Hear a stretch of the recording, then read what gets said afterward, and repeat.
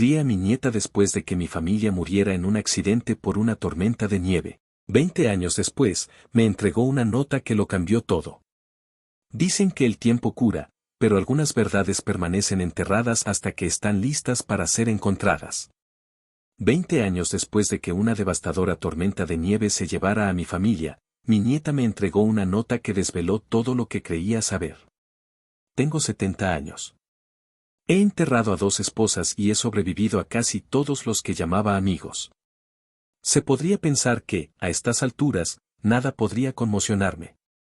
Pero el dolor tiene una forma curiosa de quedarse, de cambiar de forma. Creía que había aprendido a vivir con ella. Resultó que solo estaba esperando a que la verdad me encontrara. Esa verdad empezó una noche en que la nieve cayó como si me guardara rencor. Fue unos días antes de Navidad, hace 20 años. Mi hijo Enrique, su esposa Amanda y sus 2 hijos habían venido a cenar a mi casa. Vivía en una pequeña ciudad donde todo el mundo te saludaba, les gustaras o no, y las tormentas de nieve eran tan normales como el café de la mañana. El hombre del tiempo había dicho que serían ligeras ráfagas, tal vez 1 o 2 centímetros. Se equivocó rotundamente. Se fueron sobre las 7 de la tarde. Lo recuerdo porque Enrique estaba en la puerta con su hija pequeña, Emily, medio dormida con su chaquetita. Me sonrió como hacen los hijos cuando creen que lo tienen todo bajo control. Estaremos bien, papá, dijo. Quiero llevar a los niños a casa antes de que sea demasiado tarde. El viento aulló cuando cerré la puerta tras ellos, y algo en mis entrañas se retorció. Recuerdo esa parte con tanta claridad, como si alguna alarma de mis huesos se hubiera disparado demasiado tarde.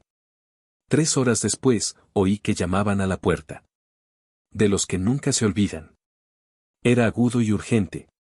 Abrí la puerta y vi al agente Reynolds, con la nieve derritiéndose en su chaqueta y la tristeza ya extendida por su rostro como si la hubiera practicado en el espejo. Había habido un accidente. La carretera rural por la que conducía Enrique se había helado. Su automóvil se había salido del arcén y se había estrellado contra los árboles. Mi hijo había muerto. Amanda y mi nieto mayor, Samuel, de solo 8 años, tampoco habían sobrevivido. Solo Emily había sobrevivido. Tenía 5 años. Recuerdo estar sentado en el pasillo de urgencias. Emily tenía una conmoción cerebral, costillas rotas y moretones del cinturón de seguridad tan profundos que parecían negros bajo las luces fluorescentes. No hablaba mucho. Los médicos dijeron que el traumatismo le había nublado la memoria. Solo confusión y fragmentos. Mejor no forzar nada. Hay que dejar que vuelva de forma natural, o que no vuelva. Así que no presioné. De la noche a la mañana me convertí en su tutor. Pasé de ser un padre afligido a un padre sustituto a tiempo completo a los 50 años sin previo aviso. No hablaba mucho. Los médicos calificaron de milagro la supervivencia de Emily. Lo mismo dijeron la policía y el pastor en el funeral, delante de 3 ataúdes cerrados. Aprendí a cocinar comidas que no había hecho en 20 años. Aprendí a peinar a una niña sin hacerla llorar y a sentarme en el gimnasio de un colegio conteniendo las lágrimas mientras la veía actuar como copo de nieve número 3. Emily no pedía mucho. Nunca se quejaba ni tenía rabietas. A veces se limitaba a mirarme como si esperara que fuera otra persona la que entrara por la puerta en vez de yo. Nunca hablamos del accidente. En realidad, no. Me preguntó dónde estaban sus padres y por qué no volvían. Le di la respuesta que había practicado cientos de veces. Fue un accidente, cariño. Una tormenta fuerte. Nadie tuvo la culpa. Asintió y no volvió a preguntar. Pasaron los años y Emily creció tranquila, observadora e inteligente. Iba bien en la escuela, le gustaban los rompecabezas y los libros de misterio. Nunca causó problemas ni rompió el toque de queda. Amy era una niña seria en un sentido que la hacía parecer mayor que sus años, como si llevara algo más pesado de lo que debería llevar una niña. Cuando se fue a la universidad, lloré más que en el funeral de sus padres. No es una exageración. No te das cuenta de cuánta vida aporta alguien a una casa hasta que se va. 4 años después de graduarse, volvió a casa. Dijo que quería ahorrar dinero para tener su propia casa. Consiguió un trabajo como asistente jurídica en un pequeño bufete local de investigación jurídica en el centro de la ciudad y ya hablaba de ser secretaria algún día. Mi chica tenía 25 años, era brillante e independiente, pero de alguna manera seguía siendo la niña que solía dormirse en mi hombro durante las tormentas de nieve. Volvimos a tomar el ritmo. Llegaba a casa sobre las 6, cenábamos y hablaba de casos raros y trivialidades jurídicas. Me encantaba cada minuto. Pero hace unas semanas, justo antes del aniversario de la muerte de sus padres y de su hermano, algo cambió. Se volvió distante y más callada, no de mal humor, sino concentrada, como si su mente estuviera siempre en otra parte. Amy también empezó a hacer preguntas extrañas durante la cena que rascaban viejas costras que yo había ignorado cuidadosamente durante años. Abuelo, ¿recuerdas a qué hora salieron de aquí aquella noche? ¿Se suponía que había alguien más en esa carretera? ¿Le siguió la policía más de una vez? Al principio, pensé que solo era curiosidad. Quizá había empezado terapia o quería cerrar el caso. Pero la forma en que me miraba, como si estuviera midiendo mis respuestas, me erizó la piel. Entonces, el domingo por la tarde, llegó a casa antes de lo habitual. Llevaba el abrigo abrochado y estaba en la entrada con un papel doblado, como si fuera a incendiar la casa si lo abría demasiado deprisa.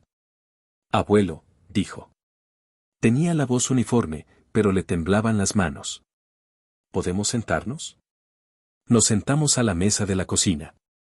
Aquella mesa había formado parte de todo: cumpleaños, boletines de notas, rodillas raspadas y tortitas de domingo.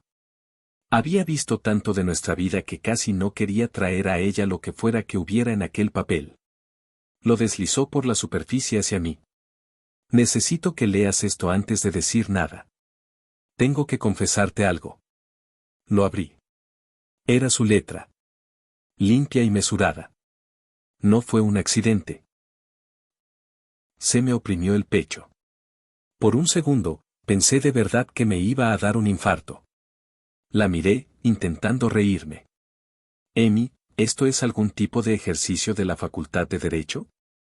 ¿Estás viendo demasiados documentales policíacos? No se rió. Se inclinó hacia mí y habló en voz baja, una voz que no había oído desde que era una niña y me despertaba tras una pesadilla. Recuerdo cosas, dijo. Cosas que todo el mundo me decía que no podía.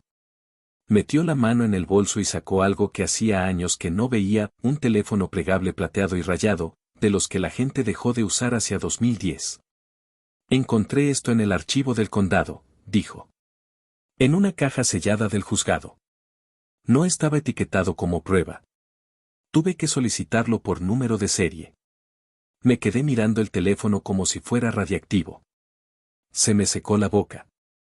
De repente me sentí mucho mayor de 70 años. Hay mensajes de voz en él, continuó. De la noche del accidente. Y abuelo, uno de ellos fue borrado. Pero no del todo. Mi mente corría para darle sentido a todo aquello.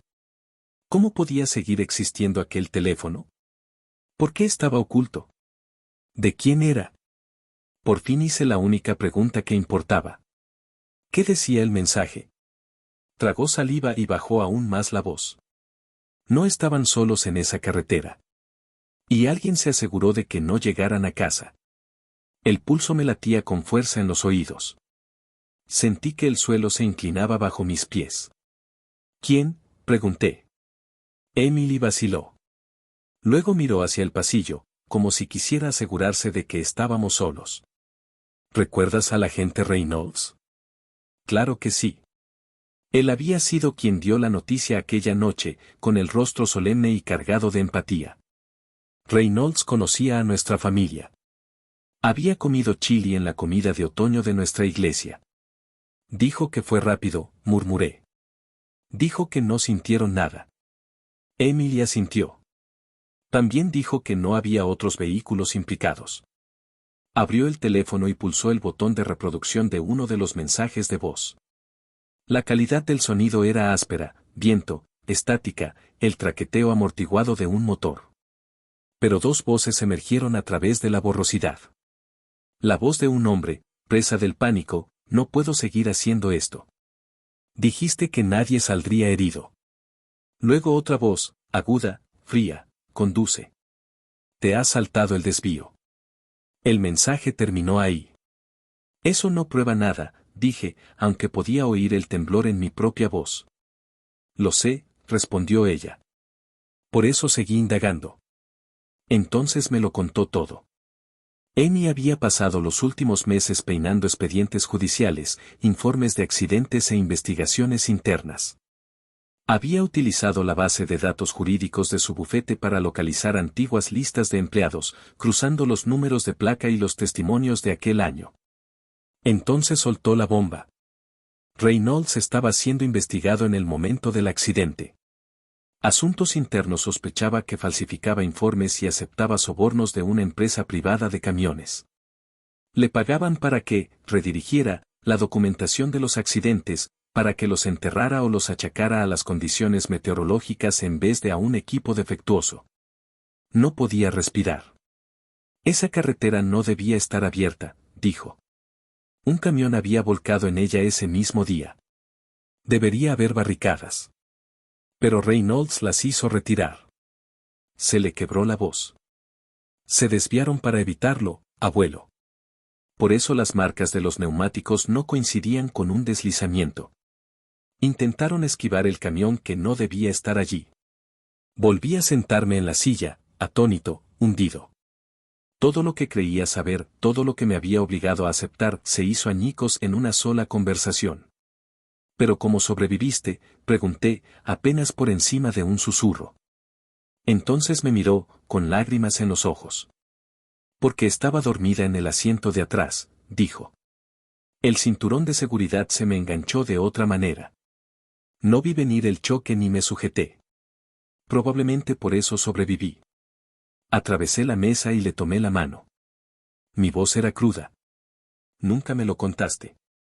No lo recordé hasta hace poco. Empezaron a volver fragmentos. Pesadillas que no eran solo sueños. Aquel teléfono lo desencadenó todo. Estuvimos sentados así un rato, dos generaciones unidas por el dolor y, ahora, por la verdad. Al final, pregunté, ¿qué pasará ahora? Emily suspiró. Se ha ido. Reynolds murió hace 3 años. Un ataque al corazón. Cerré los ojos. Entonces no hay caso. Legalmente, no, dijo. Pero no seguí indagando por eso. Metió la mano en el bolso y sacó un objeto más, una pequeña carpeta con los bordes desgastados. Dentro había una carta dirigida a mí. El sobre estaba descolorido, pero el nombre escrito en él era claro, Martín, mi nombre. Es de la esposa de Reynolds, dijo Emily en voz baja. Al parecer, lo había encontrado mientras ordenaba los archivos de su difunto marido. Junto a ella había copias de informes redactados, notas manuscritas y una confesión sin archivar. La carta tembló en mis manos al abrirla. Es de la esposa de Reynolds. Con letra temblorosa, explicaba cómo Reynolds había estado desesperado, enterrado en deudas. La empresa de camiones le pagaba para que mirara hacia otro lado, a veces para que borrara detalles que desencadenarían demandas. Nunca esperó la tormenta de nieve, ni pensó que habría una familia en aquella carretera. Reynolds había intentado arreglarlo, bloquear la ruta, pero para entonces ya era demasiado tarde. No pudo detener lo que había puesto en marcha. Ella escribió. No puedo deshacer lo que hizo mi marido. Pero espero que saber la verdad te dé paz. Nunca esperó la tormenta de nieve. Lo leí 3 veces. Cada vez, el peso que había estado cargando se desplazó. No desapareció, pero cambió. Mi pena no se desvaneció, pero por fin tenía forma. Aquella noche, Emily y yo encendimos velas como hacíamos siempre en Navidad. Pero esta vez no nos sentamos en silencio. Hablamos de sus padres y de Sam. Hablamos de cómo Emily solía pensar que la voz de su mamá era el viento cuando la echaba de menos. Me contó que algunas noches se despertaba jadeando porque aún sentía el cinturón de seguridad que la sujetaba. Y yo le conté que durante años guardé uno de los dibujos de Sam en la cartera, como un apretón de mano secreto al pasado. La nieve caía sin cesar al otro lado de la ventana. Pero ya no parecía amenazadora. Se sentía tranquila. Seguro. Por primera vez en 2 décadas, Emily cruzó la mesa y me tomó la mano sin necesidad de consuelo. Me la dio. No los perdimos por nada, dijo suavemente. Y no estabas loco por pensar que algo iba mal. Tenías razón. Al principio no dije nada. Tenía un nudo en la garganta. Pero al final asentí con la cabeza. Luego tiré de ella y le susurré lo que debería haberle dicho hace años. Nos has salvado a los dos, Emily. Y lo hizo. Lo hizo. Si te ocurriera esto, ¿qué harías? Nos encantaría conocer tu opinión.